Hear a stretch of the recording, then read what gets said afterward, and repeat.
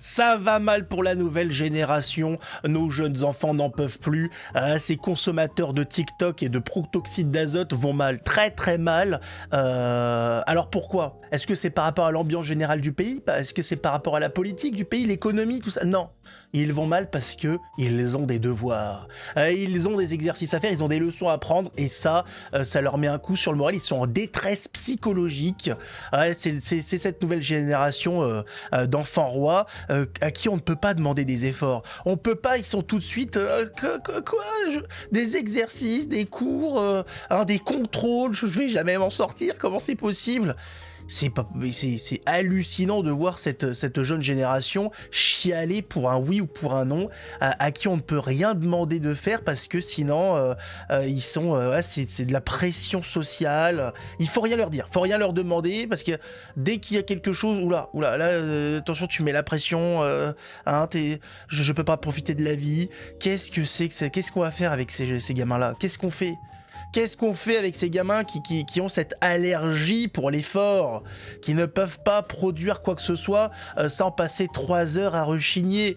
Va falloir au bout d'un moment sortir je ne sais quoi de je ne sais où et se mettre au boulot, mais on est mal parti, on est très mal parti. On voit il y a des pays qui ont qui ont cette tradition du travail, cette envie de travailler, cette envie de faire grandir leur pays. Bien évidemment, c'est sûr aussi qu'un bon salaire, ça facilite un peu les choses. Quand on est mal payé, ça ne pousse pas beaucoup à vouloir se sortir les doigts du cul.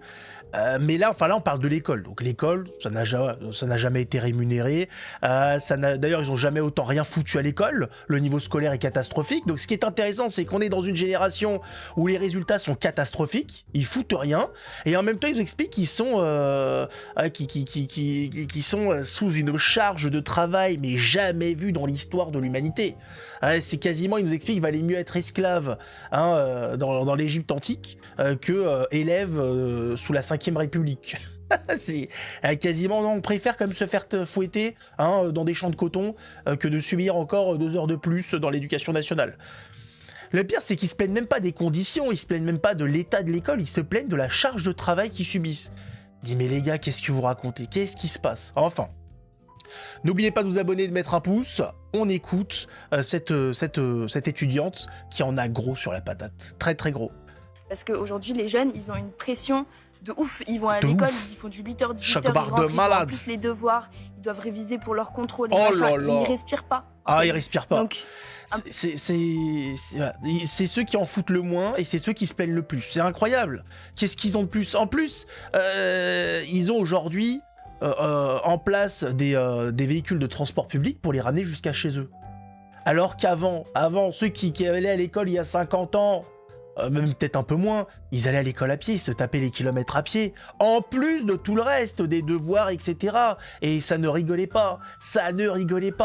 En Europe, on avait certains pays, on te tapait sur les doigts avec une règle en bois, s'il y avait des fautes dans la dictée, etc. C'était à la dure. Ça ne plaisantait pas, c'était pas Kevin, dis donc, qu'est-ce que tu as fait là? Non, mais il y a 8 fautes par mot, et les mots donc dans le nombre de lettres, comment c'est possible? C'est aujourd'hui, ils foutent rien et c'est les premiers à se plaindre. Un peu reposer tout ça, ça serait pas mal.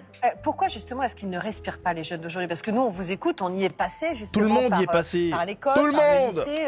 On en a passé des heures à faire nos devoirs, parfois même à la dernière minute, en partant en cours. On avait la pression aussi et tout. C'est quoi la différence entre vous, votre jeunesse et la nôtre? Je pense qu'il n'y a pas tant de différence que ça. La seule grosse différence, c'est que nous, on en parle, en fait. Vous êtes chiants, en fait. Avec les réseaux sociaux, on a levé le sujet. La génération de je me plains de tout. En lumière. Moi, je l'ai fait depuis des années, je parle de ma santé mentale, je parle de la santé mentale en général.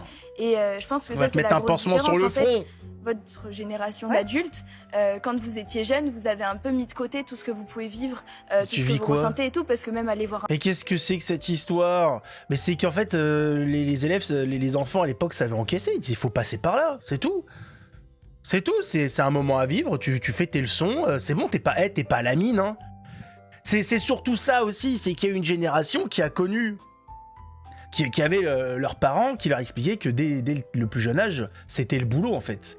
Et que entre passer sa journée dans le champ ou dans une mine et le passer le cul posé derrière un bureau dans une classe chauffée, le choix est très vite fait.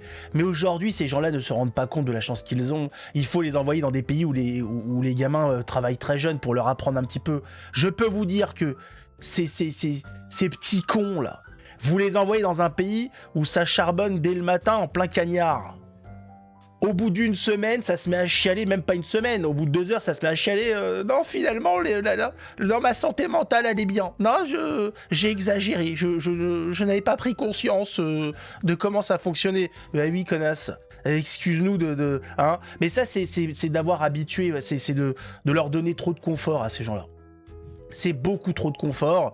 Il va falloir envoyer cette jeunesse pendant, je sais pas, quelques semaines, un mois, etc. à la campagne, les faire travailler la terre du matin au soir, les faire travailler avec le bétail pour les endurcir un petit peu, pour leur faire comprendre quand même que passer sa journée, hein, le cul posé sur une chaise, il n'y a pas de santé mentale derrière. Tu fermes ta gueule. Surtout à une époque en plus où les professeurs sont des lâches, des moins que rien, qui n'exigent rien. On a une éducation nationale qui ne demande... si vous arrivez au collège en sachant faire une addition, une soustraction, vous êtes le champion du monde. Vous êtes exceptionnel, vous êtes sûr d'avoir votre bac et de pouvoir après partir en licence, en master et compagnie. Donc arrêtons. Cette femme, cette gamine n'a juste rien vécu, n'a jamais su ce qu'était la difficulté, donc elle se plaint, on passe la journée dans une classe, c'est dur, la santé mentale en prend un coup, je sais pas si vous vous rendez compte, mais va bosser dans une usine chinoise, ça va te former un petit peu à la vie, tu vas voir, hein, connasse. Un psy, c'était pour les fous, fallait être malade mental et tout, alors que c'est pas le cas. Et nous, aujourd'hui, avec les réseaux, on voit ce qui se passe ailleurs et en fait, on en parle. Mais tu vois quoi ailleurs ? C'est pas normal de vivre des choses comme ça. Mais vivre quoi ? Mais vivre quoi ? Tu vis quoi ? À la limite, si tu m'avais parlé de la situation au sein des classes, de l'environnement, avec la racaille qui fout le bordel dedans, j'aurais dit là-dessus, on est d'accord. Là, sur l'ambiance scolaire, il y a un problème. Mais là, nous parler de la pression par rapport aux devoirs, aux cours, etc., c'est du n'importe quoi. Cette femme, cette demoiselle, cette gamine n'a rien vécu. Elle est dans son petit cocon de bourgeoise. Et donc, on lui on m'a demandé de faire des devoirs. J'en peux plus, je vais me tailler les veines. Qu'est-ce que c'est que ce monde injuste. Je suis incomprise. Tu fais ta crise d'adolescence. Sauf qu'aujourd'hui, effectivement, ils ont les réseaux sociaux. Et donc, leur crise d'adolescence, ils peuvent la diffuser. Et ils se font même inviter à la télé alors que tu fermes ta gueule en fait. On est tous passés par là, ta crise d'adolescence ça va passer puis c'est tout, tu vas te rendre compte que t'étais une petite conne, comme on le sait tous quand on se regarde, on dit putain c'est vrai quand j'étais adolescent quand même j'étais pas très fin, j'étais un petit con, il faut le dire. Mais sauf que à l'époque, tu le vivais dans ton coin, ça passait, tu te défoulais dans ton univers avec ta musique, etc. Aujourd'hui, cette jeunesse se plaint sur les réseaux sociaux et donc ils se montent le bourrichon en plus entre eux, parce qu'ils sont tous en train de se dire oui, putain les vieux nous comprennent pas, ces enculés de parents, ils ont qu'à crever. C'est pour ça, je pense que vu que cette jeunesse a pignon sur rue à travers les réseaux sociaux, il va falloir compenser ça par un petit voyage scolaire dans un pays du tiers-monde avec 1 mois dans une usine chinoise. Les Chinois seront contents, ça fera du bénéfice en plus pour eux, de la main-d'œuvre gratuite, et pour nous, ça nous fera une jeunesse qui sera un petit peu formée à ce que c'est la vie dure. Ce que c'est de passer une journée de merde. Et ce qui n'a rien à voir avec le fait d'avoir le cul vissé sur une chaise à écouter déblatérer un prof qui parle en plus avec de tense. Et tout de suite, ça va aller mieux. Ça va mieux se passer pour cette jeunesse. Et malheureusement, les villes, le mode de vie des villes a fait beaucoup de mal. Et aujourd'hui, on les écoute. Ces gens-là sont écoutés, sont invités sur les plateaux télé. Qu'est-ce qui vous arrive ? Qu'est-ce qui t'arrive ? Petite fille, tu veux nous raconter un peu ce qui va pas ? Hein ? Oh là là, on t'a demandé de faire des devoirs. Oh, tu dois réviser pour des contrôles. Oh là, le monde est cruel. Oh, que le monde est cruel. C'est avec ça que Macron veut faire son armée, là, de je sais pas quoi, contre la Russie et compagnie. Ah bah j'ai hâte de voir le résultat. Hein.